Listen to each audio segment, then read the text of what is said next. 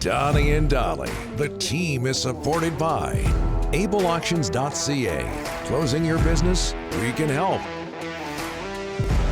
What do you know with? Are you familiar with Aatu Raty? Well, I don't know a ton about him. I remember watching him in his draft year, but I haven't seen him since. But he's had his year after his draft year.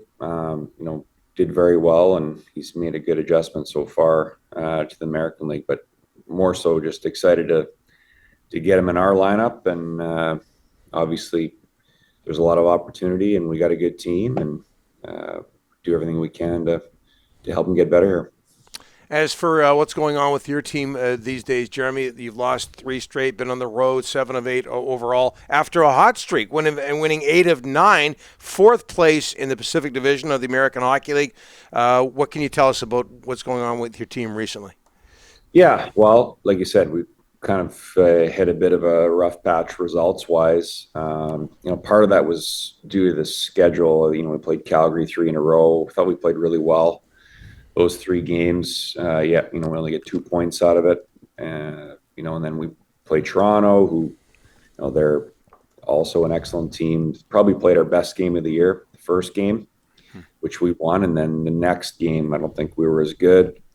Felt like the first game in Tucson, we weren't very good.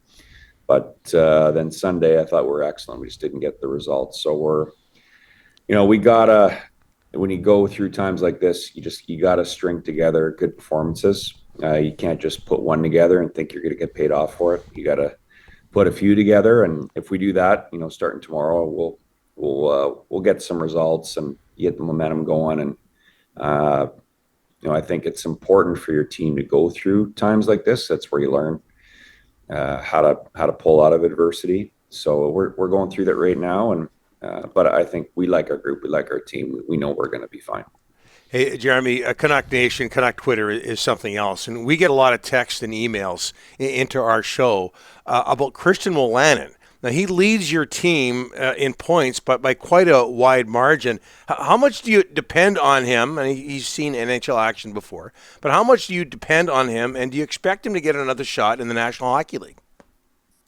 Well, he's had a great year. That's for sure. He moves the puck really well. He's got great sense for when to jump in. He's made some plays this year that not a lot of guys in our league can make. He's done an excellent job in the power play. I think his defensive play has improved as the year's gone on. He's been a guy that we've started to depend on more 5-on-5, and he's even killed some penalties for us too. So I'm happy for him. He's put himself in a good spot, whether it's for the end of this year or for next year, showing that hopefully he can be an option for someone, run the power play, maybe in the second unit or whatever. But he's still. I think guys can still develop even in their mid-20s, and I think he's taken some big strides this year. And he's been a big part of the success we've had. Jeremy Podkolzin and Hoglander, a lot of people keeping an eye on those two. Obviously, they started the year in Vancouver. They're not averaging a point a game, which tells me also people don't realize how tough the American League is. But can you give us updates on both of those players and their development in Abbotsford? Sure. Well, like you said, it's a hard league to produce in. But that's not really how we're evaluating them. Yeah. I think, it's one thing you look at, but we're trying to get them to play like winners. That's what we're trying to get to at all levels. Guys who can help you win. And I think, they're going that direction. Podkolzin, he's been excellent here for a few weeks now, maybe more. He's so strong on the puck, takes the puck inside. He's, playing important shifts every night for us and driving the play. He just does so many things like a longtime pro. Very accountable, he's puts a lot of expectations on himself to, do everything perfect. And sometimes that gets in the way for him. But he's getting better all the time, and there's still more growth there. I think this isn't the ceiling for him at all. I think there's more room for him to be even more assertive offensively and probably be more selfish in scoring situations, be more of a shooter. He's got an absolute cannon, but he's going the right way. And Hoglander too. I think he's a little. We got him a little bit later maybe, but I think the last couple of games, still trying to find consistency with his performance on a game-to-game basis. But I'd say probably 2 of the last 5 games have been his best, and it's just trying to find a way to bring that every night. But being strong on the puck, managing the game, understanding how to just get pucks in when you're late in your shift or when the team needs a change or whatever it may be, getting to the neutral zone clean, keeping his shift length a little bit tighter. But when he's on, he's tremendous puck hunter and forces turnovers, and he scored a couple of really nice goals for us. And I think he's starting to get going, get some momentum, and it's fun to see. Klimovich, still a young kid. People don't realize last year he was one of the youngest players in the American Hockey League. You healthy scratched him a bit early, but last couple of weeks, 2-3 weeks, he's coming around offensively. But how about his all-round game, Jeremy?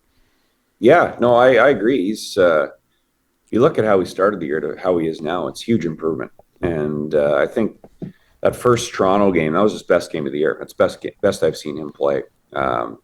Very active away from the puck, forcing turnovers. He created a couple of really good chances for himself just from his work ethic and winning a puck battle. And he has that offensive ability that really pops. He almost scored the tire last game, came down the wing, cut back, and just got a bomb of a shot. So, there's lots to like about his game with the puck. And his game without the puck's getting better too. And there's still, he's got to learn, a lot of guys, like a lot of guys, how to manage the game, how to make sure that he gets pucks all the way in, especially late in his shift. Winning 50-50s to advance the puck, being strong on the puck, protecting the puck instead of throwing it away. But he's making strides there. And as you said, he's still a young player. So we just got to keep expectations at the right level.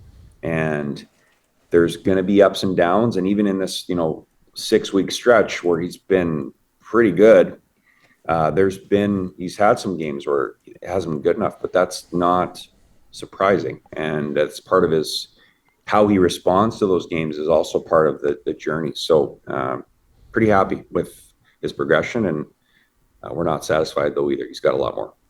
Talk with Jeremy Colliton. Jeremy, I'm looking at your stats here, not your stats, but your team stats. I'm sure your stats back in the day were really good. But Linus Karlsson, no problem putting up points this year, 31 points in 42 games. He's second in your team in penalty minutes. Not a lot of people here know much about him. And look, he's a center spot just opened in Vancouver. What can you tell us about Linus Karlsson and those penalty minutes? He hasn't played much center for us this year. Okay, but he does take faceoffs as a right-hander. But he's killed penalties for us. Obviously, he's part of the power play. He's got a little bite to him for sure. He's got some. He'll get in there and exchange cross checks and whatnot. But he's really strong down low. I think that's his best quality. Just his puck protection below the dots in the offensive zone. And he's, I think it's hard. It's a hard league. It's one of these. I think we might have talked about this last time, but for the European guys, they don't really know the league and what a grind it is. Just the games and the style of play as well. And it's been an adjustment for him. But I think he's the last 6 weeks. You can see he's made that adjustment, and I really liked his game on Sunday. Just doing a lot of little things that help not just himself but his teammates, put him in better positions, just winning battles, getting pucks all the way in, how he changes, stuff like that. So he's definitely found a way to produce for us, and he's another one of these guys that I feel like we got so many young guys who, how they look now, we're hoping in 2 months that they can take even more steps, and so we're excited about potentially a playoff run and playing important games here, that we can be an even stronger team than we've shown so far. As far as your numbers go, they were very impressive in Prince Albert. And for people who don't know, second round draft pick of the Islanders Yes, sir. back in 2003. You also coached the Chicago Blackhawks at a very young age. Can you imagine Jeremy, Patrick Kane, and Jonathan Toews leaving the Blackhawks?